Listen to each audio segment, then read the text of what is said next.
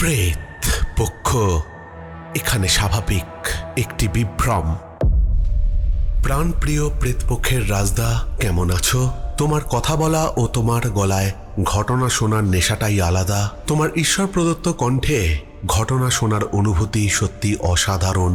এই প্রথম ঘটনা পাঠালাম প্রেতপক্ষে, আর প্রেতপক্ষের শ্রোতা বন্ধুদের বলছি কেমন আছো।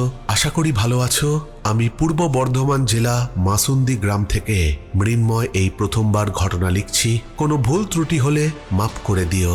প্রেতপক্ষ চ্যানেলের শ্রোতা বন্ধুদের ভালোবাসা জানিয়ে ঘটনা শুরু করছি। আমি কর্মসূত্রে বাইরে থাকি, নিজেদের বাড়ি মাসুন্দি গ্রামে থাকি না।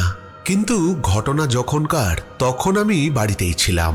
কিছু একটা কাজের জন্যে বাড়িতে ফিরেছিলাম আর কি। তখন অঘ্রাণ মাস। আমাদের পাশের গ্রামে রাসের মেলা চলছিল। তো আমারই এক বন্ধু, যার নাম অর্জুন, তাকে বললাম, অর্জুন, সন্ধেবেলায় মেলাতে যাবি? অর্জুন রাজি হয়ে গেল এবং সন্ধ্যের দিকে আমরা একটা টোটোতে করে বেরিয়ে পড়লাম সেই গ্রামের উদ্দেশ্যে। সময় তখন 7টা বাজে। আধ ঘন্টা পথ পেরিয়ে যাওয়ার পর পৌঁছালাম সেই মেলায়। এখানে বলে রাখি, যেই গ্রামে আমরা এসেছিলাম সেই গ্রামেই আমার দাদার শ্বশুর বাড়ি। এবারে মেলায় পৌঁছে দুই বন্ধু মেলাতে ঘুরছি। ঘুরতে ঘুরতে দেখা হয়ে গেল এক পরিচিত মানুষের সাথে, যার নাম মানু। মানু হচ্ছে আমার দাদার শালাবাবু। সেই মানু আমাদেরকে বলল, কি কিছু খাওয়া দাওয়া হবে নাকি? রাজদা, বুঝতেই পারছো কি খাওয়ার কথা বলছি। শ্রোতা বন্ধুরা, এখানে কিছু মদ্যপান করার উল্লেখ আছে, মাফ করে দেবে। এবং এখানে বলতে চাই, মদ্যপান স্বাস্থ্যের জন্য ক্ষতিকর। যাই হোক, আমি মদ্যপান করি না, কিন্তু ওদের সাথে যেতেই হলো। আমরা তিনজন একটা ফাঁকা জায়গা দেখে আসর বসালাম। আমার বন্ধু অর্জুন আর মানু দুজনে মদ খাচ্ছে। মানু কিছু মাংসের ব্যবস্থা করেছিল মদের সঙ্গে খাওয়ার জন্যে। খাওয়া দাওয়া শেষ করতে প্রায় রাত 11টা বেজে যায়। আমার বন্ধু অর্জুন বলল, চল এবার বাড়ি যাই। মানু বলল, এত রাতে যাবে কিসে? এখন তো টোটোও পাবে না। আজ থেকে যাও, কাল সকালে যেওক্ষণ। অর্জুন বলল, না না, আমাকে বাড়িতে যেতেই হবে। কাল ভোরে আমাকে কাজের জায়গায় যেতে হবে। আমি বললাম, তা যাব কিসে? আমাদের এইসব কথা শুনে মানু বলল, দাঁড়া, আমি বাইক নিয়ে আসছি, তোমাদের বাড়ি পৌঁছে দিয়ে আসবো। আমি মানুকে বললাম, তুমি এরকম মদ্যপ অবস্থায় গাড়ি চালাবে? একদম না, আমরা দুজন আছি, গল্প করতে করতে হেঁটে বাড়ি চলে যাব। একটুখানি রাস্তা, কোনো অসুবিধে হবে না। বরং তুমি দুটো বাঁশের লাঠি জোগাড় করে দাও তো। রাস্তায় শিয়ালের উৎপাত আছে, হাতে লাঠি দেখলে ওরা ভয় পাবে। আমি আর অর্জুন যখন বাড়ির উদ্দেশ্যে রওনা দিলাম তখন প্রায় রাত 12টা বাজে। মিনিট 15 হাঁটার পর রাস্তার একটা বাঁকে দেখলাম 3টে কুকুর শুয়ে আছে, আর তাদের থেকে কিছুটা দূরে একটা ছাগল। অর্জুনকে বললাম, অর্জুন, বেশি লম্পঝম্প করিস না, বেশি কথাও বলিস না, চুপচাপ চল, কুকুরগুলো কামড়ে দিতে পারে। অর্জুন বলল, ও কোথায় কুকুর? আমি মদ খেলাম আর তোর নেশা হয়েছে, ভুলভাল বকছিস। কোথায় কুকুর? তবে একটা বড় ছাগল দেখতে পাচ্ছি। আমি ওকে বললাম, কুকুর দেখতে পাচ্ছিস না আর ছাগলটা দেখতে পাচ্ছিস? আমি বুঝতে পারলাম ওর নেশা হয়েছে, তাই ফালতু বকছে। আমি বললাম, বকবক না করে হাঁটা দে তো, অনেক রাত হচ্ছে। তারপর যখন আমরা দুজন কুকুর আর ছাগলটার কাছাকাছি এসছি, পাশ কাটিয়ে যাব, যে দৃশ্য আমি দেখলাম, আমার বুকের ভেতর দিয়ে একটা ঠান্ডা স্রোত বয়ে গেল এবং সেই অনুভূতির কথা আমি সারা জীবন ভুলব না। আমি দেখলাম 3টে কুকুর বসে আছে, কিন্তু তাদের চোখগুলো মানুষের মতো অপলক দৃষ্টিতে আমার দিকে তাকিয়ে আছে। আর এমনভাবে তাকিয়ে আছে যেন আমরা দুজনই তাদের খুব চেনা। আমি আর অর্জুন তাদেরকে পেছনে ফেলে অনেকটা চলে এসেছি, কিন্তু সেই 3টে কুকুর আমাদের দিকে তাকিয়ে রয়েছে। বারবার কুকুর 3টের দিকে তাকাতে গিয়ে আমি হুমড়ি খেয়ে পড়লাম। দেখলাম অর্জুন হাঁটতে হাঁটতে এক জায়গায় দাঁড়িয়ে পড়েছে, আর আমি ওর সাথেই ধাক্কা খেয়ে পড়েছি। এরপর আমাদের সাথে যা যা ঘটনা ঘটেছিল তার ব্যাখ্যা সত্যি আমার কাছে নেই। দুজনেই একটু দ্রুত গতিতে হাঁটতে হাঁটতে গ্রামের কবরখানার ভেতরে গিয়ে পড়ি। কবরখানার পাশের রাস্তাটা পুরো ফাঁকা। আমার শরীর ঠান্ডা হয়ে গেছে। আমি এক জায়গায় চুপচাপ দাঁড়িয়ে পড়লাম। অর্জুন আমাকে বলল, এই তুই বসে আছিস কেন? চল, তাড়াতাড়ি বাড়ি যেতে হবে তো। আমি অর্জুনকে একটু বিরক্ত হয়েই বললাম, বসে আছি কোথায়, একটু দাঁড়া চুপচাপ। আমি তখন দাঁড়িয়ে দাঁড়িয়ে ভাবছি ওই 3টে কুকুর কি ছিল। তারপর মনে পড়ল এই কবরখানাটার পাশে বেশ কিছু বাড়ি ঘরদোর ছিল, সেগুলো তো এখন দেখতে পাচ্ছি না। তাহলে কি কবরখানার অন্য প্রান্ত দিয়ে যাচ্ছি? পথ ভুল করলাম? মনে এটাও ভাবলাম যে এটা তো দাদার শ্বশুরবাড়ির গ্রাম, আমার চেনা। তারপর কিছুক্ষণ পরে অর্জুনকে আমি বললাম, এই একটা বিড়ি দে তো। এখানে বলে রাখি, তাম্বাকু সেবন স্বাস্থ্যের পক্ষে ক্ষতিকর। বিড়ি ধরিয়ে একটা টান দিতে দিতে আলাদা একটা আমেজ এলো। আমি অর্জুনকে বললাম, অর্জুন তোর ফোন টাকা পয়সা আমাকে দে তো, বাড়ি গিয়ে নিবি। আবার হাঁটা শুরু করলাম। কিছুটা হাঁটার পর আমরা চলে এলাম সেই গ্রাম ছাড়িয়ে অনেকটা দূরে।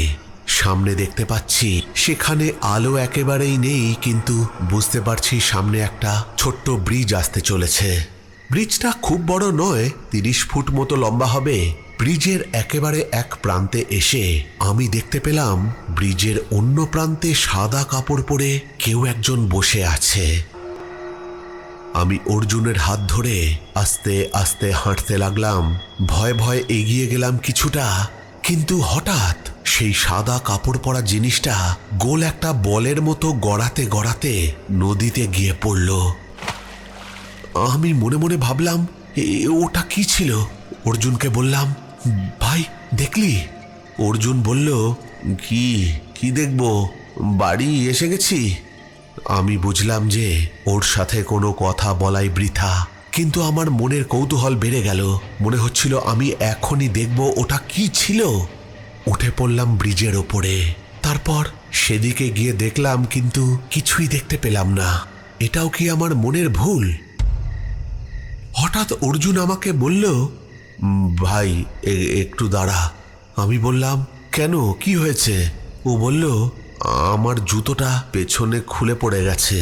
আমি বিরক্ত হয়ে বললাম, আরে তুই বাচ্চাদের মতো করিস কেন? পা থেকে জুতো খুলে গেল আর এখন বলছিস? আমি পেছনে ঘুরতে অবাক হয়ে রাস্তার দিকে তাকিয়ে রইলাম। দেখলাম সেই ছাগলটা রাস্তার মাঝখানে দাঁড়িয়ে আছে, কিন্তু সেই 3টে কুকুর আর ছাগল যেখানে দেখেছিলাম সেই জায়গা তো এখান থেকে অনেকটাই দূরে। এই ছাগলটা আমাদের পিছু নিয়ে এতটা চলে এলো কি করে? অর্জুনকে বললাম, দেখ ভাই, ছাগলটা আমাদের পেছনে পেছনে চলে এসেছে। অর্জুন তখন বলল, চল বাড়ি নিয়ে যাই, কালকে মালটাকে কেটে খাওয়া হবে। আমি ধমক দিয়ে বললাম, চুপ কর, চল। আমার মনে একটু ভয় হলেও হাতে 2টো বাঁশের লাঠি আছে, কোনো কিছুই হবে না। কিছু হলে আত্মরক্ষা ঠিকই করে নেব। এই ভেবে মনে সাহস নিয়ে এগোতে লাগলাম। কিছু দূর যাওয়ার পর শুনতে পেলাম কয়েকজন মানুষের হেঁটে চলে আসার শব্দ, আর সেই শব্দ আসছে আমাদের পেছন দিক থেকে। তারা বলছে, দাঁড়াও দাঁড়াও, আমরা যাব তোমাদের সাথে। আমি পেছনে ঘুরে তাকালাম। আলো আঁধারির মধ্যেই একটু দূরে দেখতে পেলাম সেই 3টে কালো কুকুর রাস্তার মাঝখানে দাঁড়িয়ে আছে। সেই 3টে কুকুরকে দেখে আমার সারা গা সঙ্গে সঙ্গে ঘামে ভিজে যায়। আমি ভয় অর্জুনের হাত টানতে টানতে জোরে জোরে পা ফেলতে লাগলাম। মন প্রাণ দিয়ে ঠাকুরের নাম করতে করতে অনেকটা পথ এগিয়ে এলাম, কিন্তু ওই যে বলে না, মরার ওপর খাঁড়ার ঘা। আমরা যে পথ দিয়ে চলে এসেছি সেই পথ একেবারে ভুল, যেটার সন্দেহ আগেই করেছিলাম আমি। আর সেই পথে পড়ে একটা ছোট নদী। সেই নদীর পাড় দিয়ে আমাদের প্রায় 20 মিনিট হাঁটতে হবে, তারপর সাঁকো পেরিয়ে অন্য প্রান্তে যেতে হবে। আমরা হাঁটতে শুরু করেছি সেই সাঁকোর দিকে। কিছুক্ষণ পর আমি দেখতে পেলাম সেই ছাগলটা আমাদের সামনে হেঁটে যাচ্ছে। আমি কোনো কথা না বলে অর্জুনের হাত ধরে আস্তে আস্তে হাঁটতে লাগলাম। মিনিট 10 হাঁটার পর আমরা যেই জায়গায় এসে পড়ি সেটাও নদীর ধার অবশ্যই, কিন্তু সেখানেও রয়েছে একটা শ্মশান। কিন্তু এই শ্মশান হচ্ছে সেই শ্মশান যেখানে আমাদের গ্রামের যেই সব লোক গলায় দড়ি দিয়ে বিষ খেয়ে অপমৃত্যুর কারণে মারা গেছে তাদেরকে দাহ করা হয়। হঠাৎ করে অর্জুন আমাকে বলল, ভাই আমাদের পেছনে 3টে লোক হেঁটে আসছে, দেখ দেখ না। আমি দেখলাম সত্যি আমাদের পেছনে 3টে কালো অবয়ব হেঁটে আসছে। কিছুক্ষণ আগে দেখেছিলাম 3টে কুকুর, আর এখন দেখছি 3টে ছায়ামূর্তি। সেই মুহূর্তে সেই ছাগলটা যেটা আমাদের সামনে হেঁটে যাচ্ছিল, সেই ছাগলটা এক লাফ দিয়ে আমাদের পেছনে এসে দাঁড়ালো। তখন অর্জুন তার দিকে তাকিয়ে বলে, আয় আয়, আমাদের সাথে বাড়ি নিয়ে যাব তোকে। ছাগলটা এক অদ্ভুত গলায় ম্যাঁ ম্যাঁ করে ডাকতে লাগলো, যেন সে রেগে গেছে। কিন্তু এই ছাগলটা হঠাৎ এমন আচরণ করছে কেন সেটাই বুঝতে পারলাম না। সেই ছাগলটা হঠাৎ করে আমাদের পেছন থেকে আবার সামনের রাস্তায় এসে দাঁড়ালো। আমার পরিষ্কার মনে হলো সেই অবলা ছাগলটা আমাদের বলতে চাইছে, আমার পেছনে এসো। ছাগলটা হাঁটতে লাগলো, আর আমি আর অর্জুন তার পেছনে পেছনে তাকে অনুসরণ করতে লাগলাম। দূর থেকে ভেসে আসছে শেয়ালের ডাক। একদিকে চলে গেছে ধান ক্ষেত, আর অন্যদিকে নদী। আমরা দুজনেই 2টো বিড়ি ধরিয়ে রাস্তায় হাঁটতে লাগলাম, মনে একরাশ প্রশ্ন নিয়ে।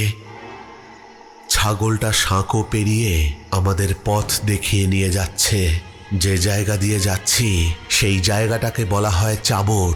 যারা চাবর বলতে জানো না তাদেরকে বলে রাখি, নবজাতক শিশু মারা গেলে যেই জায়গায় পোঁতা হয় তাকে গ্রামের লোকেরা চাবর বলে। গ্রামের লোকের মুখেই শুনেছি এই জায়গা নাকি ভীষণ ভয়ঙ্কর। রাতের বেলায় বাচ্চাদের কান্নার শব্দ শুনতে পাওয়া যায় এই জায়গা থেকে। এই কথাটা ভাবার ঠিক কয়েক সেকেন্ড পরেই আমি আর অর্জুন দুজনেই শুনতে পেলাম যেন কয়েকটা বাচ্চা কান্নাকাটি করছে, আর কয়েকজন খেলে বেড়াচ্ছে। আমাদের বুঝতে বাকি রইল না যে আমাদের সাথে কি হচ্ছে। আমরা অনেকটা পথই চলে এসেছি, বাড়ি তখন আর কয়েক মিনিটের দূরত্বে। ঠিক সেই সময় অর্জুন ছাগলটাকে ধরে তাকে বলছে, কালকে তোকে কেটে খাবো। অর্জুনের এই কথা শেষ হতে না হতেই ছাগলটা অর্জুনকে এক ধাক্কা মেরে জমিতে ফেলে দেয়। আমি অর্জুনকে মাটি থেকে তুলতে যাব, ছাগলটা সেই সময় তার 2টো লম্বা শিং উঁচিয়ে আমার দিকে দৌড়ে আসে। আমি পুরো ভয়ে জড়সড় হয়ে সেইখানে দাঁড়িয়ে গেছি। আমি দেখি সেই ছাগলটা রাগত দৃষ্টিতে দৌড়াতে দৌড়াতে আমার সামনে এসে দাঁড়িয়ে পড়ল, আর তারপর 2 বার মুখে ফোঁস ফোঁস আওয়াজ করে রাস্তার অন্য প্রান্তে অন্ধকারে মিলিয়ে গেল। অর্জুন আমাকে এসে জড়িয়ে ধরল আর বলতে লাগলো, আমরা এখানে কি করছি? মেলা মেলা কোথায়? আমরা বাড়ি যাব কখন? অর্জুন পাগলের মতো আচরণ করতে লাগলো। আমি একটা ধমক দিয়ে ওকে বললাম, বাড়ি তো যাচ্ছি। বুঝতে পারলাম ছাগলটা ধাক্কা মারাতে ও একটু বিব্রত হয়ে পড়েছে। আরেকটা জিনিস আমাকে যেটা প্রচন্ড অবাক করেছিল, যে রাস্তা দিয়ে আমরা এলাম সেইখানে অগণিত শেয়ালের বাস। সেখানে এত রাত দিয়ে একটা ছাগল আমাদের পথ দেখিয়ে নিয়ে এলো, একটা শেয়ালও দেখতে পেলাম না। শেয়ালের উপদ্রবের কারণে বাঁশের লাঠি নিয়ে হাঁটছিলাম, কিন্তু আমাদের রাস্তায় কোনো রকম বিপদই হয়নি। গ্রামে ঢুকেই আমাদের মা কালীর মন্দির। অর্জুন আমাকে বলল, আমার বাথরুম পেয়েছে। আমি বললাম, আমি মন্দিরের সামনে একটু বসছি, তুই রাস্তার পাশে গিয়ে বাথরুম করে আয়। পকেট থেকে ফোন বার করে দেখতে গেলাম, দেখি রাত 3টে বাজে। সেই ছাগলটাকে আর কোনো দিনও দেখতে পাইনি। মা কালীকে প্রণাম করে 2 বন্ধু কোনো রকমে সেই রাত্রে বাড়িতে পৌঁছেছিলাম। আমার সাথে ঘটে যাওয়া এই অদ্ভুত ঘটনাটা তোমাকে পাঠালাম। জানি গুছিয়ে লিখতে পারিনি, একটু কষ্ট করে পড়ে নিও। আরো অনেক ঘটনা আছে, এই ঘটনা পড়ে শোনালে পরের ঘটনাগুলো লেখার সাহস পাবো। তুমি ভালো থেকো রাজদা। ইতি তোমার ছোট ভাই মৃন্ময়।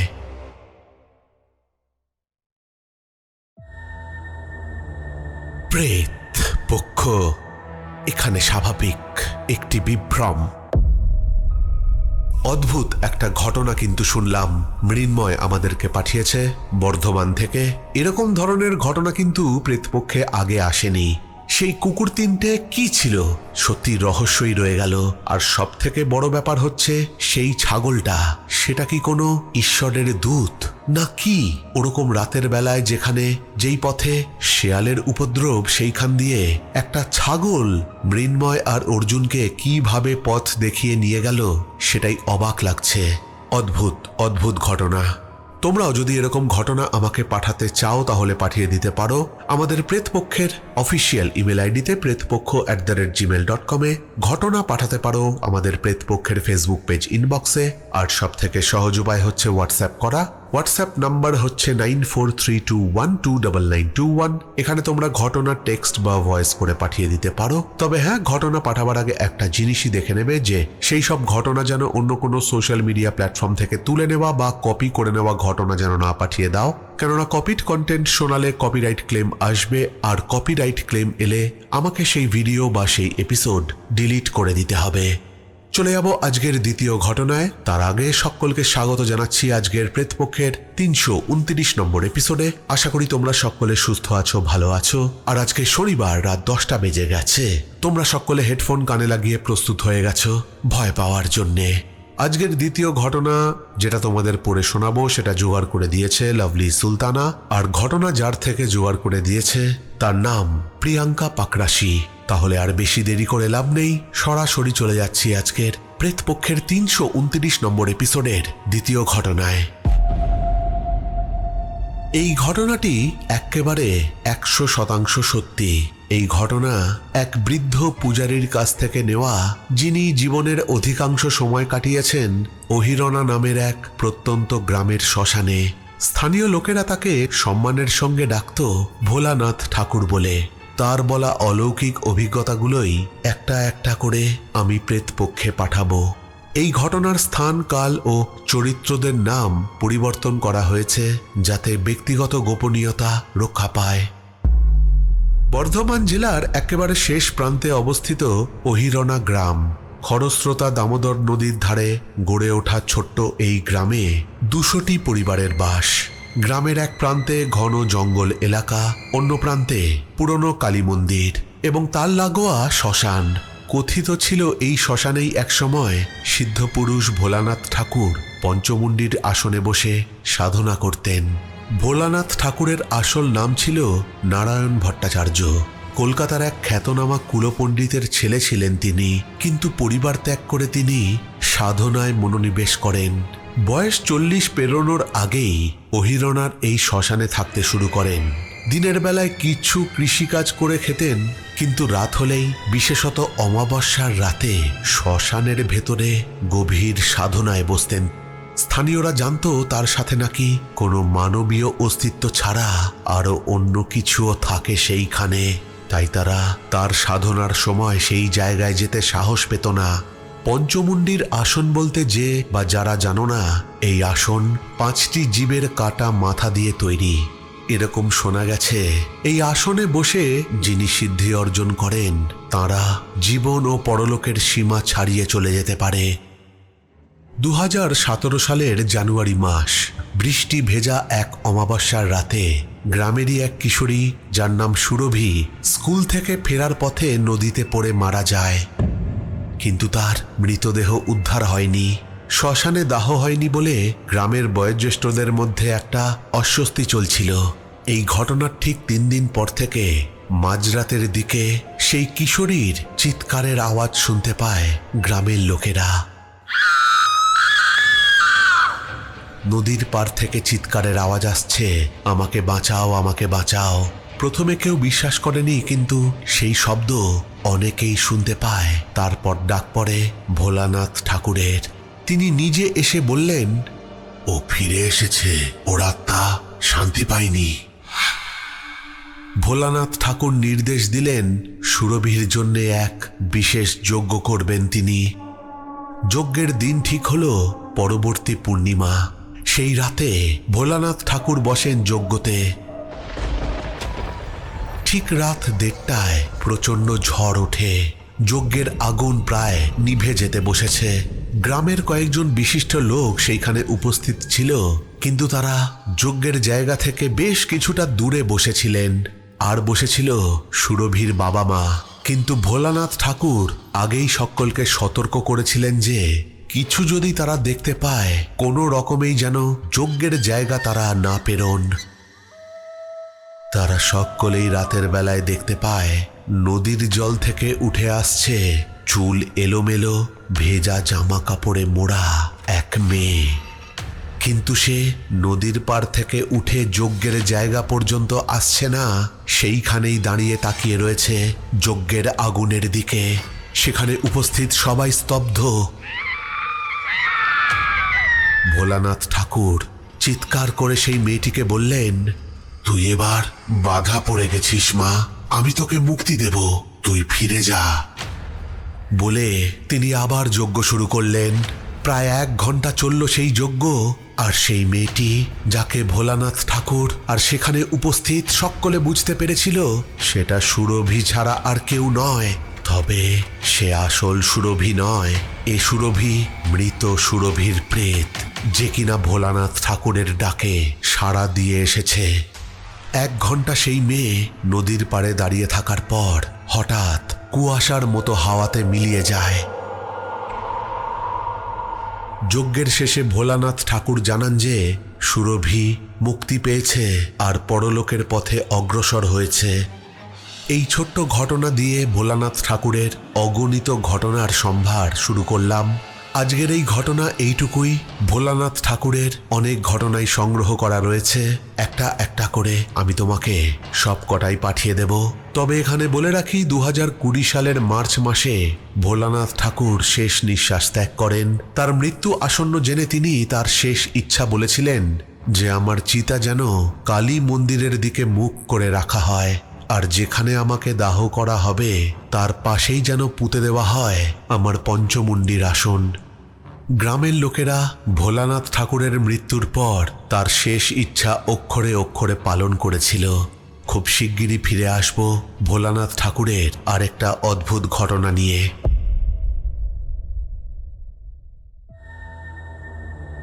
প্রেত পক্ষ এখানে স্বাভাবিক একটি বিভ্রম। অদ্ভুত একটা ঘটনা কিন্তু শুনলাম। তার মানে ভোলানাথ ঠাকুরের একটা সিরিজ শুরু হতে চলেছে, সেটা বুঝতে পারছি। কেমন লাগলো এই সিরিজের প্রথম ঘটনা অবশ্যই কমেন্ট করে জানাবে। আর আজকের দুটো ঘটনার মধ্যে কোন ঘটনাটা তোমাদের সব থেকে বেশি ভালো লেগেছে সেটাও জানাতে ভুলবে না। এবার চলে যাব আজকের শাউট আউটের দিকে। কমেন্ট করেছে গীতা গোস্বামী, সুতপা নাগ লিখেছে, আজকের এপিসোড জাস্ট ফাটাফাটি লাগলো, দুর্দান্ত, আর হবে বাইনা কেন। শান্তা আক্তার মুন্নির ঘটনা মানেই জানি সুপার ডুপার হিট হবেই। শান্তাকে বলবো খুব শীঘ্রই ঘটনার নেক্সট পার্ট দিতে। ভিডিও এপিসোডগুলো জাস্ট দারুণ ছিল, আর সবকিছু ছাপিয়ে ফাটাফাটি ছিল তোমার উপস্থাপনা। তবে সুন্দরী অশরীরীর মেলি কণ্ঠে তোমায় মেয়ে কল্পনা করে হাসি পেয়ে গেল, এইটাকে কমপ্লিমেন্ট হিসেবেই নিচ্ছি। কমেন্ট করেছে স্বপ্না বাজল। রয়্যাল লস লিখেছে, এখন ও আমার এখানে বৃষ্টি হচ্ছে আর বাজে রাত 3টে, কানে হেডফোন লাগিয়ে ঘটনাগুলো শুনে নিচ্ছি, ঘটনা নিয়ে কোনো কথা হবে না, লাভ ফ্রম নামখানা। কমেন্ট করেছে অমিতা ঠাকুর, সানি সর্দার, অজন্তা হোর, প্রতনু ব্যানার্জি, মনিরুল, নবনীতা দে, লোপামিনী ভ্লগ। শর্মিষ্ঠা চ্যাটার্জি লিখেছে, এই তো শান্তা আক্তার মুন্নির ঘটনা এসেছে, আগেই জানি খুব ভালো হবে। শান্তা, তোমার শরীর সুস্থ করে নাও তাড়াতাড়ি, তোমার শরীর খারাপ শুনে খুব খারাপ লাগলো। কমেন্ট করেছে টোটন চক্রবর্তী, রিয়া সর্দার, বাবাই দাস, সুদেশনা সিনহা রয় আর ভরত দাস। এই সবকটা কমেন্টই এসছিল বর্ষার রাতে মাঠে মাছ ধরতে গিয়ে ডাইনির কবলে পড়ার ঘটনা, প্রেত পক্ষের 327 নম্বর এপিসোডকে উদ্দেশ্য করে। তাহলে আজকের মতো এখানেই শেষ করছি। ফিরে আসবো পরের সপ্তাহের নতুন কোনো ঘটনা নিয়ে। ততক্ষণের জন্য তোমরা সকলে ভালো থেকো। Love you all, tata.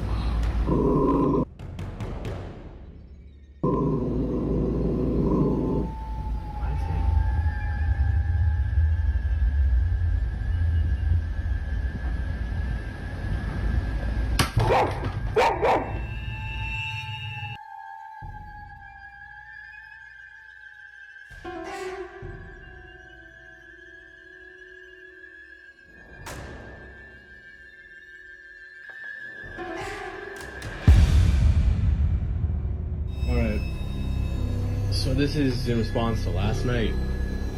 My grandma loves to collect little figurines. One of my grandma's little angels fell off the fridge last night. You see how far back they are? Genuinely.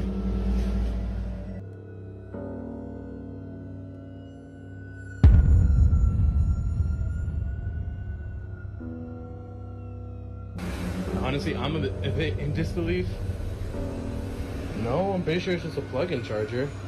I brought my girlfriend Claire here so she can help demonstrate. But can you try to step in front of that? And so it just does that. Move away. So that comment says that the Roomba doesn't do that unless someone's in front of it. My question is, like, he is kind of creepy with a smiley face and everything. Even when it gets to the edge, it does that.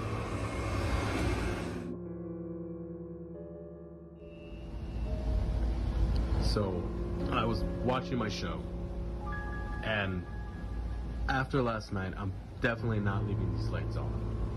But I was watching my show, and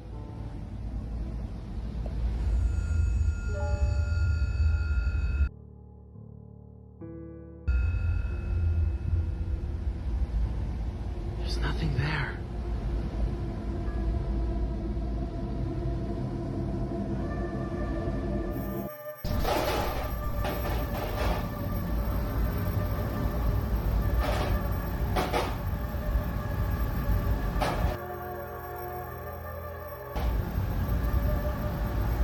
Whoa.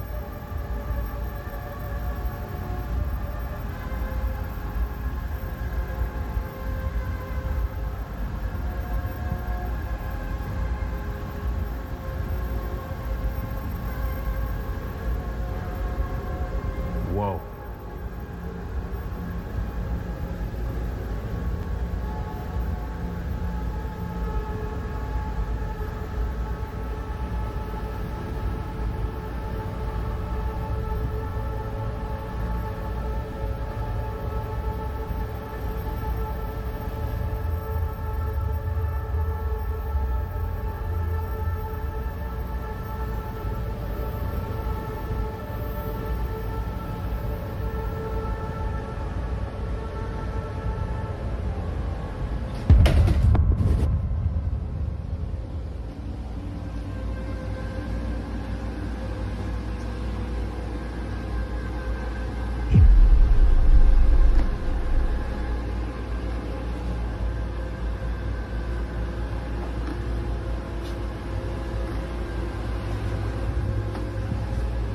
Yo.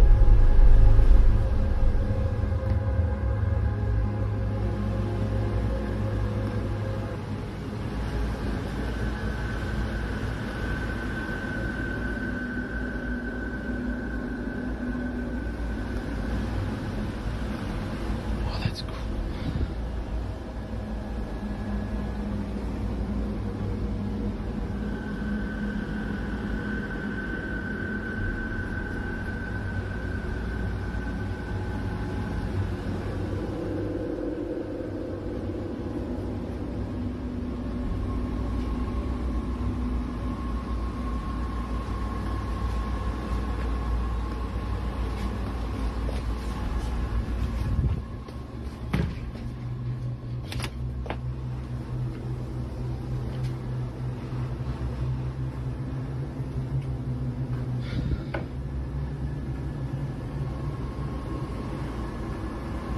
Jesus!